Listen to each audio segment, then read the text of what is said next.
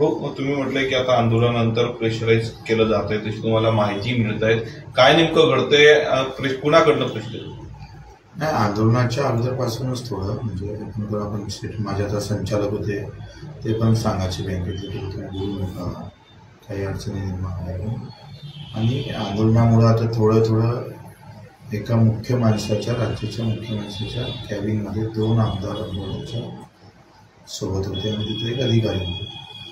त्या अधिकाऱ्यांना आम्हाला सगळं सांगितलं एक लीक व्हावं सप्टेंबरपर्यंत आमदार जाण्याची व्यवस्था करा. कुठल्याही परिस्थितीत काही शोधून काढा, तुम्ही तुमच्या स्तरावर मी प्रशासकीय स्तरावर सगळं शोधून काढतो. तर कुठं अडचणी निर्माण होईल, काय होईल, कसा बंदोबस्त करता येईल, हे थोडं सुरुवात झाली आणि ते आम्हाला अपेक्षितही होतं. आता ते राजकीयदृष्ट्या हे करतातच, ज्यानं काही ते काही नवल नाही आहे. और आम्हाला ते अपेक्षितही आहे आणि आमच्या मायनं पहिले सांगितलं. आता सार्वजनिक जीवनात येशील तर भगतसिंगासारखा लढतो. म्हणजे ह्या सगळं झाल्यानंतरही आमच्यावर आम्ही लढलो आणि टिकलो, तर ही आमची परीक्षा आहे. आमचे सत्व तपासणीचे दिवस येणार आहे आणि त्याच्यातून उजळून बाहेर निघावं. हो, मग तुम्ही म्हटलंय की आता आंदोलनानंतर प्रेशराईज केलं जात आहे, तशी तुम्हाला माहिती मिळत आहे. काय नेमकं घडतंय, कुणाकडनं प्रेशर?